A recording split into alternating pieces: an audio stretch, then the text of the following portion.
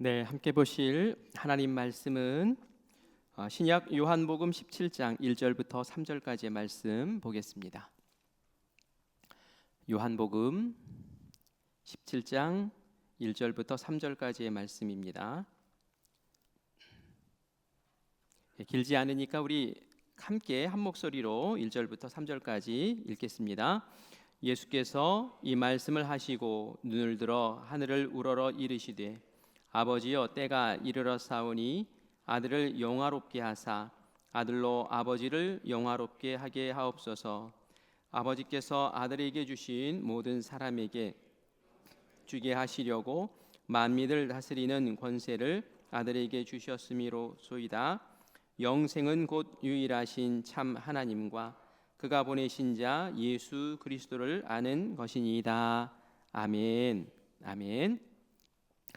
오늘도 함께하신 우리 성도님들께 하나님의 은혜가 함께하시기를 바랍니다. 네, 오늘도 여러분 유인물을 하나 받으셨죠?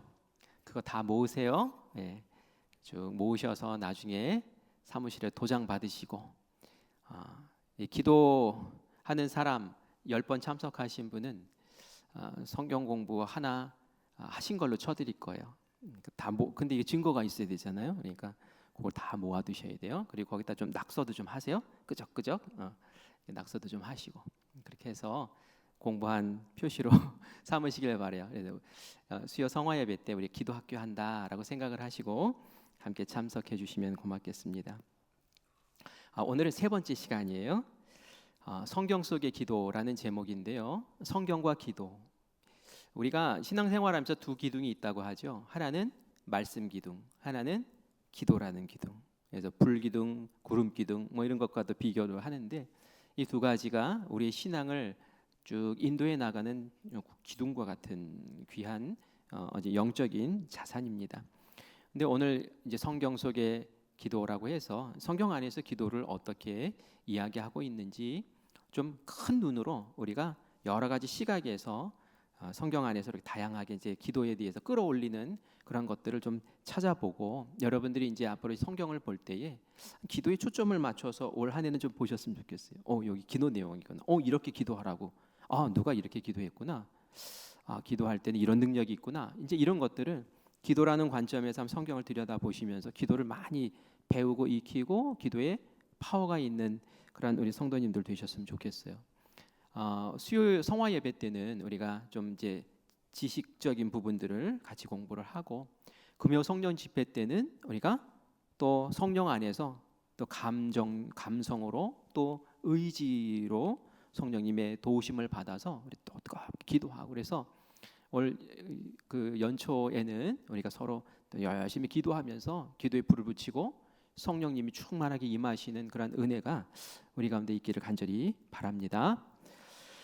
먼저 저드슨 콘웰이라는 그 성경 교사가 성경이 우리에게 미치는 유익한 것들이 이렇게 있다 해가지고 더 많은 것들을 얘기를 했는데 제가 몇 가지만 한번 줄여서 봤어요. 우리 1번 같이 읽어볼까요? 1번 시작. 기도를 소개한다. 성경은 우리에게 기도를 소개해요. 이게 이런 게 기도야 하고 두 번째 또 읽습니다. 시작. 기도를 가르친다. 기도를 가르친다.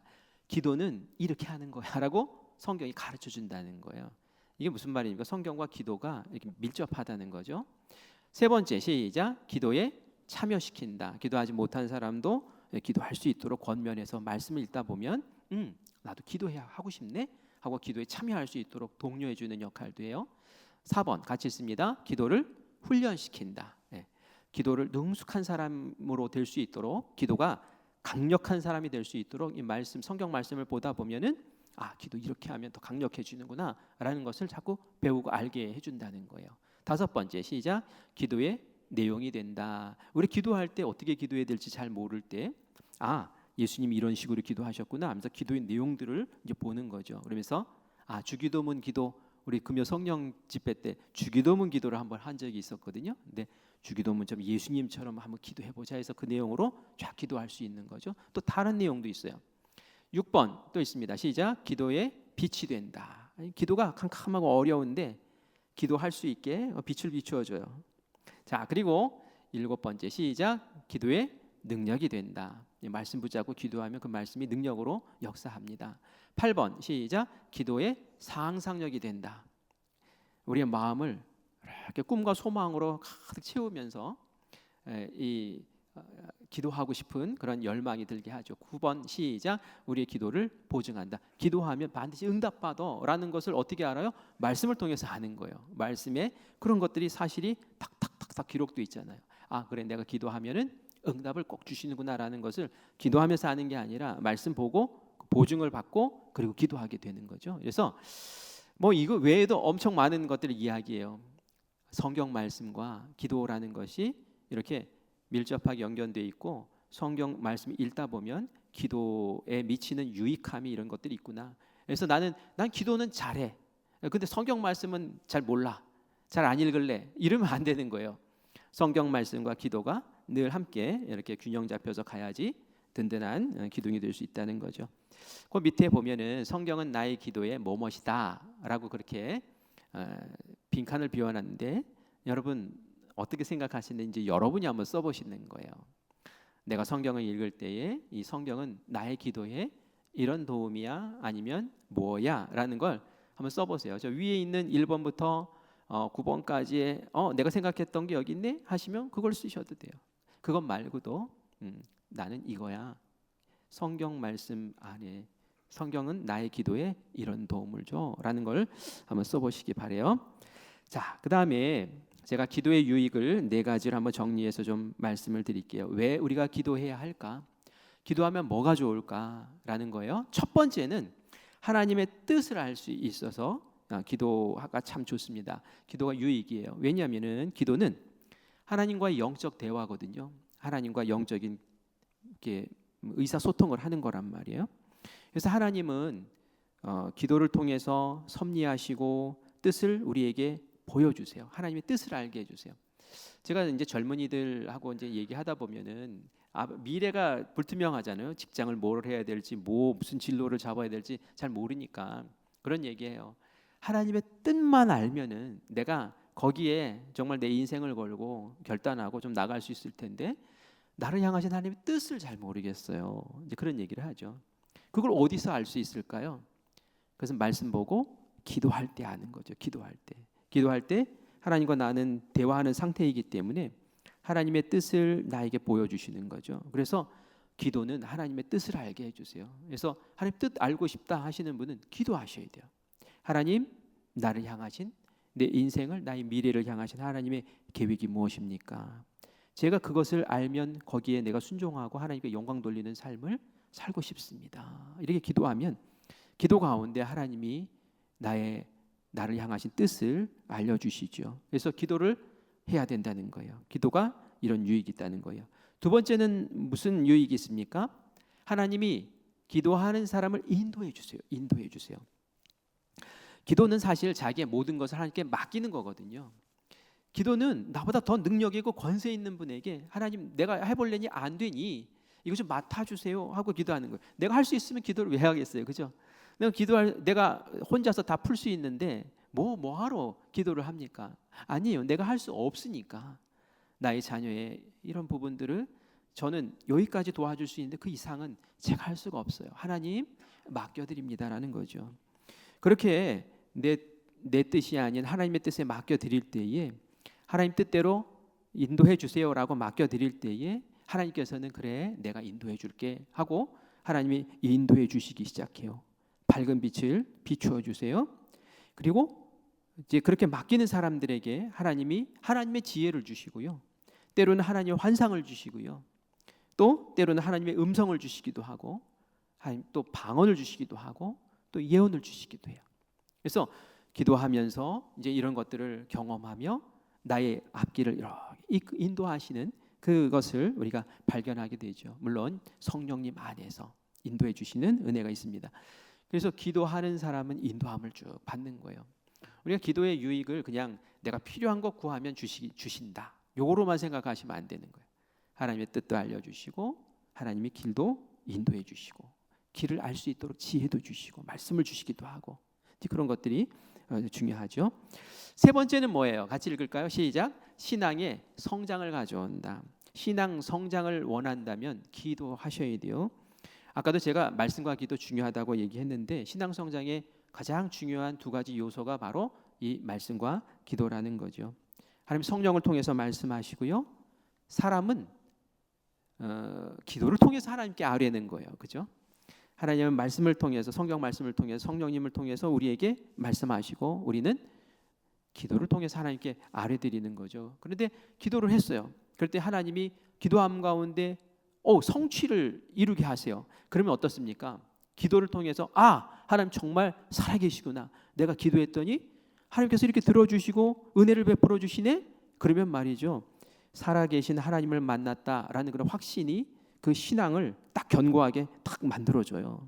그러면서 이제는 그걸 기반으로 해서 더 기도하고 더 응답받고 더 기도하고 더 응답받고 이러면서 영적인 성장이 자연스럽게 이제 일어나게 되죠. 그래서 기도는 신앙생활을 위해서 성장을 위해서 정말 중요한, 그리고 아주 빨리 신앙 성장을 할 수 있게 하는 이 첩경이에요. 그래서 오늘도 여기 와 앉아 계시네요. 이제 우리 교회 등록하자마자 새벽 기도를 그렇게 열심히 하시는 분이 계셨어요.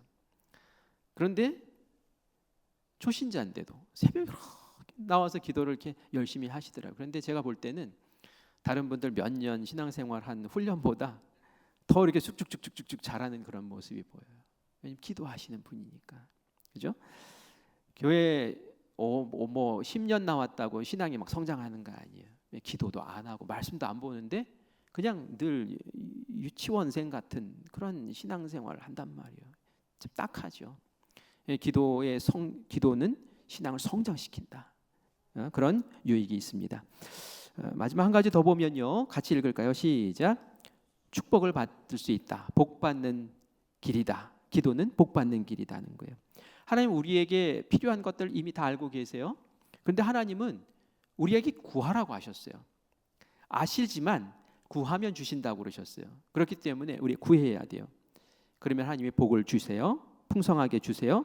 기도하는 사람을 도와주세요. 그러면 그렇기 때문에 우리는 매사에 하나님께 기도하고 응답받고 해결하고 하나님의 그 크신 힘을 경험하고 하는 그러한 기도의 유익을 늘 누려야 되는 줄 믿습니다. 꼭 기도의 유익을 누리시기 바랍니다. 기도했는데 안 돼요? 아니에요. 기도하면은 하나님 반드시 이 네 가지 가운데 한 가지라도 우리에게 복을 주시고 이끌어 주십니다.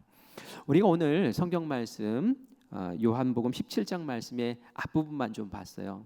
그런데 요한복음 17장은 예수님의 기도장이다라는 별명을 달고 있어요. 예수님이 승천하시기 전에 이제 제자들과 헤어질 것을 생각하면서 하나님께 기도하셨어요. 근데 그 기도의 내용이 고스란히 담겨 있어요. 예수님이 기도의 내용이 그렇게 고스란히 담겨 있는 데가 많지가 않습니다.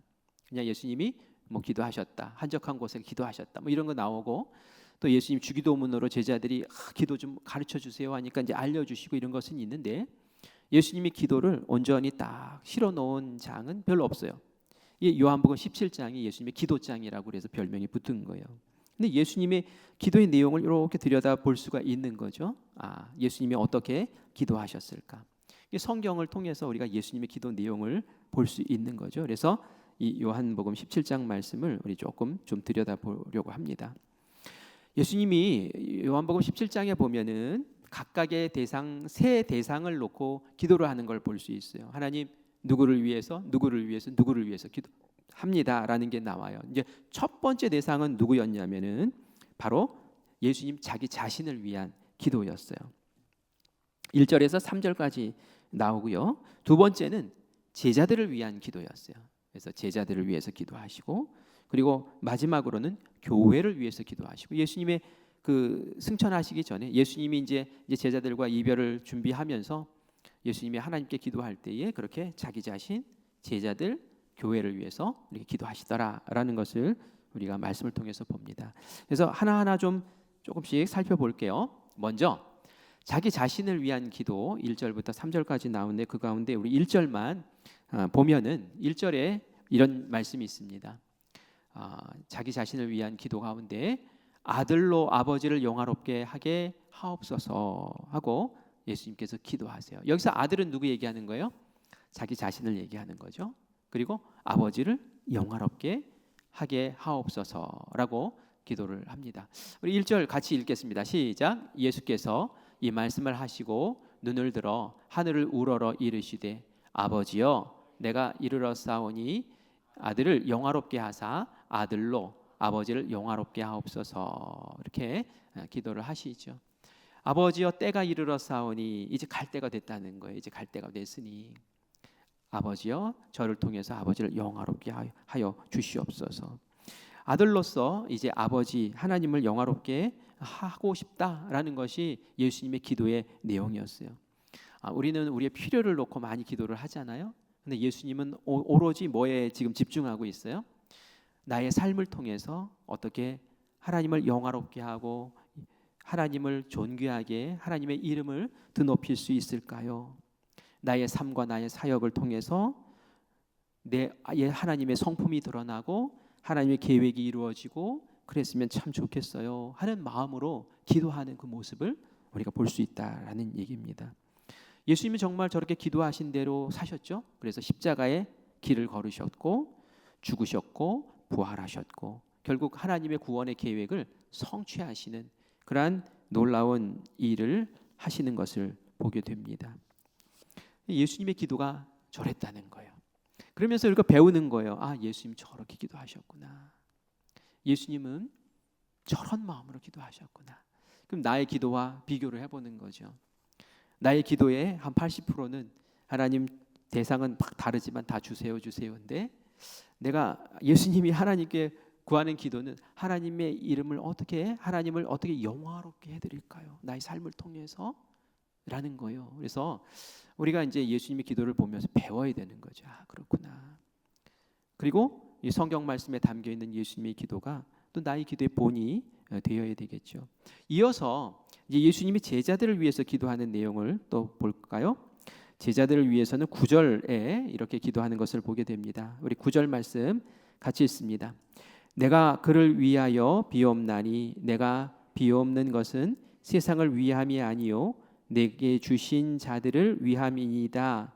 그들은 아버지의 것이로소이다 라고 그렇게 말합니다. 여기서 그들을 위하여 비옵나니라고 말할 때 그들은 제자들을 얘기하는 거예요. 제자들을 위해서 제가 기도합니다. 빕니다 하면서 기도하는데 이 제자들을 내게 주신 자들이라고 얘기해요. 그죠? 하나님이 이 제자 나에게 주신 자들 그리고 뒷부분에 그들은 아버지의 것입니다 라고 그렇게 이야기를 하죠. 내게 주신 자라는 건 뭐예요? 예수님이 이 세상에서 하나님을 영화롭게 하기 위해서 일들을 할 때에 하나님께서 너 혼자 하지 말고 내가 준 이 사람들을 통해서 같이 해라 라고 나에게 주신 자들이라는 거예요. 그래서 이 제자들의 삶의 목적도 예수님의 목적과 같아지는 거죠. 하나님의 나라를 위해서 복음 전파를 위해서 제자들도 사역에 동참하면서 그렇게 부름받은 존재라는 것을 우리가 알려줘요. 그리고 더불어 아버지의 것이라고 얘기하는 것은 하나님이 책임져 주신다는 뜻입니다. 하나님의 소유이기 때문에 하나님의 어떤 시련과 염려 속에 도전을 받더라도 하나님이 보호하고 지켜주시는 그런 은혜가 있는 제자들입니다. 하나님 그렇게 지켜주셔야 됩니다. 그리고 그들이 그런 삶을 살 수 있도록 하나님께서 내가 했던 것처럼 그들도 할 수 있게 해주셔야 합니다라고 기도했어요. 나중에 이 제자들 어떻게 됐습니까? 정말 처음 볼 때는 비리비리해 보였지만 성령 충만함을 받고는 예수님처럼 살고 예수님보다 더 큰 일을 하고 예수님이 하셨던 그 일을 이 땅 가운데 쫙 펼치면서 그렇게 살았던 것을 우리가 보잖아요. 예수님 기도하신 대로 그렇게 이루어지는 거예요. 마지막 이제 세 번째를 보면은 예수님이 이제 교회를 위해서 기도하세요.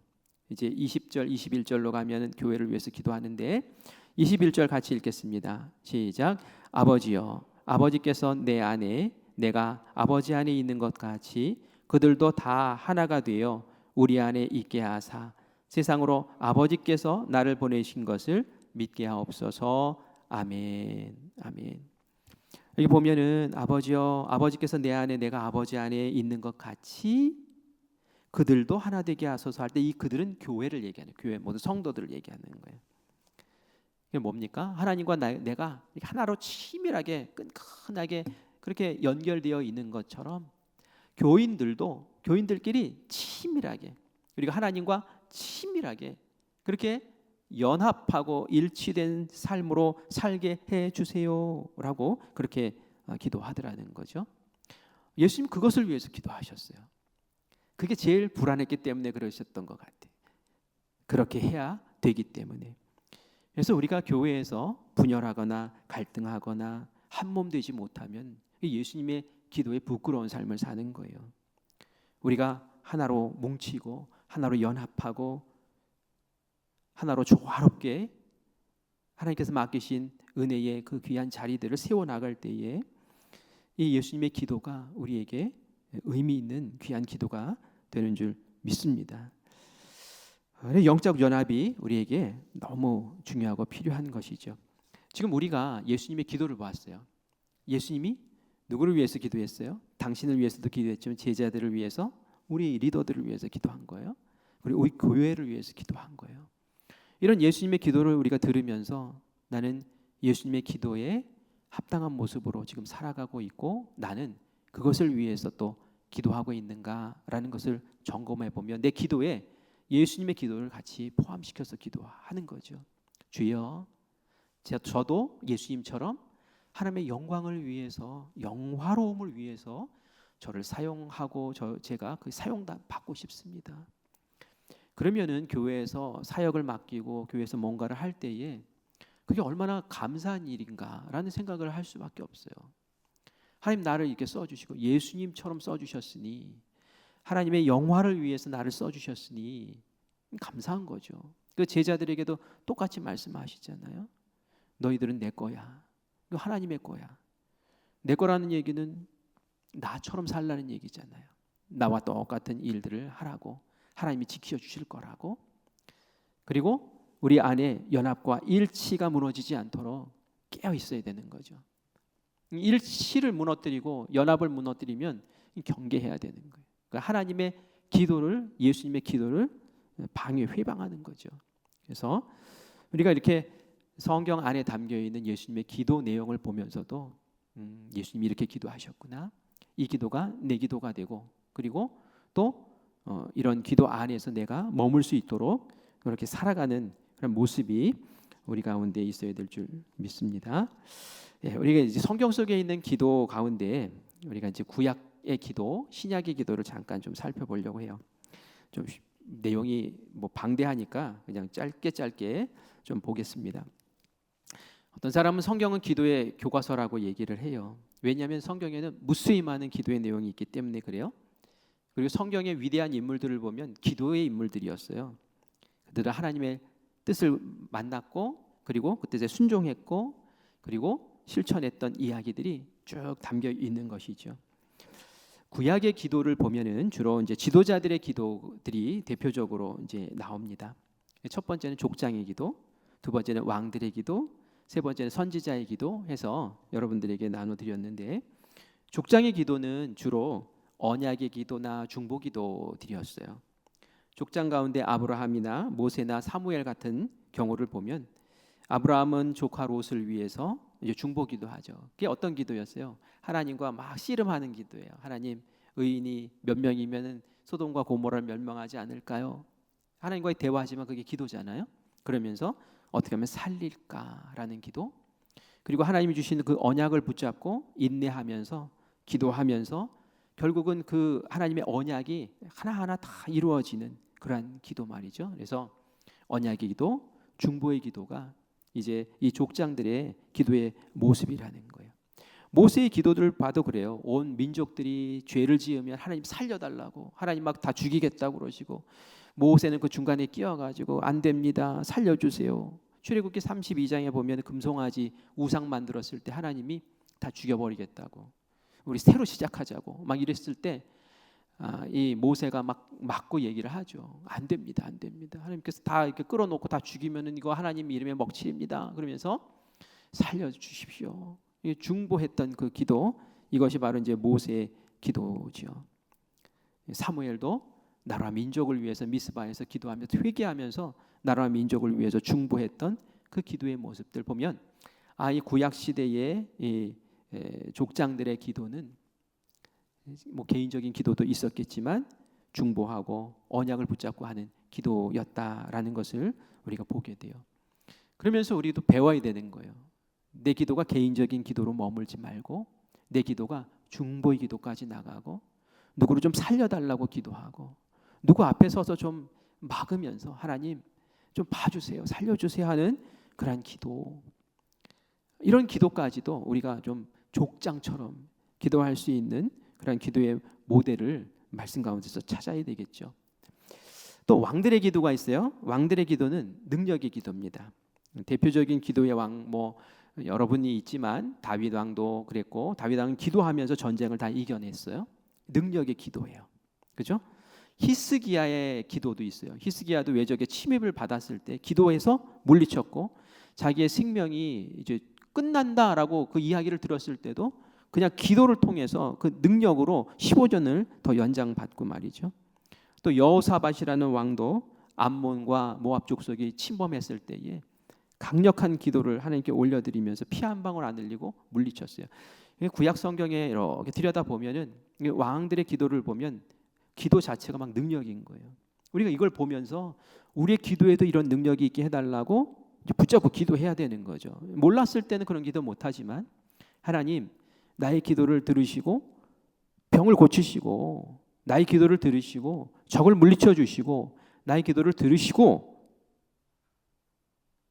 또 살게 해주시고 나의 기도를 들으시고 나의 어려움과 곤란한 상황 가운데서 하나님 능력으로 일어설 수 있도록 주님 역사해 달라고 이렇게 기도할 수 있는 우리가 되기를 간절히 바랍니다. 선지자의 기도는 구원과 승리의 기도를 얘기해요. 선지자 하면은 딱 떠오르는 사람 엘리야죠. 엘리야가 그 바알 선지자들과 갈멜산에서 싸울 때에 기도 한 방으로 불을 떨어뜨리고 그리고 그 당시에 있었던 선지자들 그 거짓 선지자들을 싹 다 잡아 죽여버리잖아요. 그런 승리의 기도. 다니엘의 기도도 승리의 기도죠. 기도를 회방하고 다니엘을 사자 굴 속에다 집어넣으려고 했던 그 사람들 기도를 못하게 했지만 오히려 그 위기 상황에서 더 기도했죠. 보라는 듯이 기도했죠. 창문 다 열어놓고. 그리고 나서는 사자굴에 누가 들어갔습니까? 먼저 자기가 들어가긴 했으나 멀쩡하게 나오고 자기를 죽이려고 했던 사람들이 사자굴 속에 들어가는 그런 승리의 역사가 일어나죠. 그래서 이 기도라는 것의 다양한 모습들을 우리가 성경 말씀을 통해서 보는 거예요. 내 기도가 얼마나 폭이 좁고 내 기도가 얼마나 소박한 기도였는지를 다시 한번 확인하면서 성경 말씀에서 이렇게 길어 올리는 거예요. 이런 기도도 있구나. 저런 기도도 있었네. 이런 대상으로 이렇게 기도했구나 라는 것을 한 가지 한 가지 깨달으면서 그걸 가지고 나의 기도로 삼고 도전을 해보는 거죠. 여러분의 상황 가운데서 필요한 기도가 있어요. 때로는 중보해야 돼요. 내 자녀를 위해서 중보해야 돼요. 하나님 내 자녀를 건드리지 마세요. 하나님 내 자녀가 이렇지만 하나님 봐주셔야 돼요. 하나님 이것과는 내가 지금 영적 전쟁을 치르고 있으니 하나님 무찔러 주셔야 됩니다. 저에게 승리를 주셔야 돼요 하면서 거짓 선지자들과 맞서 싸웠던 엘리야와 같은 그러한 승리의 기도를 달라고 기도하셔야 되죠. 그래서 우리가 기도를 좀 다양하게 알고 다양하게 기도하고 그 성경 말씀에서 우리에게 제시하시는 기도 내용을 붙잡고 기도하면서 확신을 갖고 그렇게 매달려서 기도할 때에 하나님께서 놀라운 역사를 베푸실 줄 믿습니다. 신약의 기도 보고 이제 마무리를 지을게요. 신약의 기도에는 뭐 예수님의 기도가 가장 먼저고요. 예수님은 본을 보여주셨죠. 사실 예수님은 하나님과 동등하세요. 그런데도 예수님이 기도를 하셨어요. 예수님이 세례를 받으셨어요. 그래서 왜 세례를 받나? 세례를 받는 것이 다른 사람들에게 모범이 되기 위해서 세례를 받으셨어요. 죄 없으신 분이 세례를 받으셨어요. 그것처럼 예수님이 하나님과 동등하신 분인데도 기도를 하셨다라는 얘기는 하나님의 뜻도 알고 당신의 마음도 보여주고 하는 그런 교제도 있었지만 또 우리에게는 본을 보여주신 거예요. 기도의 본을 보여주신 거죠. 한적한 데 가서 기도하시고 시시때때로 기도하시고 모든 일을 마치면서 또 기도하시고 그러면서 기도의 본을 보여주셨어요. 우리에게 무언으로 말씀하시는 거죠. 나도 기도했는데 너는 기도 안 하니? 하나님의 아들인 나도 기도하는데 네가 기도 안 하고 이 세상에서 산다고? 우리의 마음을 두들겨야 돼요. 우리 정신을 번쩍 차려야 되는 거예요. 예수님도 기도하셨는데 내가 기도하면 안 되지. 그런 마음 말이죠. 사도들의 기도는 교회를 위해서, 성도들을 위해서 끊임없이 그렇게 기도하는 모습들을 보여줍니다. 3번에 보면은 초대교회의 기도가 있죠. 이것만 보고 정리를 하려고 하는데 또 이렇게도 정리를 할 수 있더라고요. 초대교회가 기도할 때에 첫 번째 골방 기도라는 게 있어요. 골방 기도. 골방 기도는 뭐냐면은 개인적으로 기도하는 거예요. 그죠? 골방에 들어가서 은밀하게 기도하는 거예요. 하나님께 나의 마음을 다 아뢰드리고 나의 문제를 해결해 달라고 또 기도하고 그렇게 할 때 하나님께서 우리에게 그 골방에서 만나 주시는 그런 은혜가 있죠.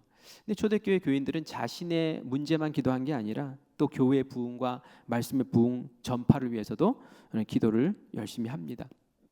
베드로가 욥바에서 기도한 적이 있어요.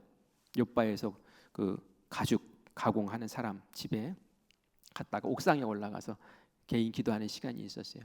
옥상에 올라가는데 무슨 골방 기도인가? 아니에요. 혼자 하면 골방 기도예요. 그게 하나님과 대면하고 그곳에서 하나님께 간절히 기도해요.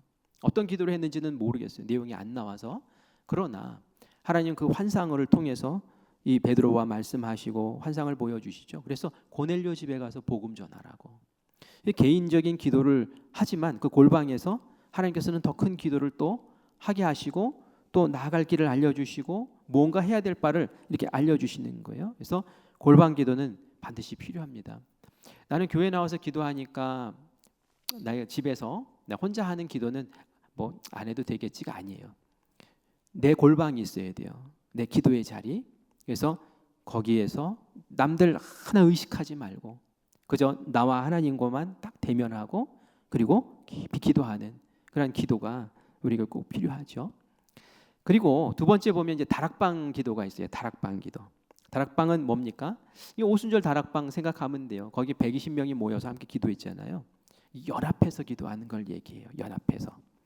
우리가 함께 금요 성령 집회 때 함께 모여서 기도하는 것처럼 말이죠. 그렇게 기도하고 또 속회에서 모여서 또 기도의 제목을 가지고 같이 기도하고 이런 연합의 기도가 바로 다락방의 기도인데요.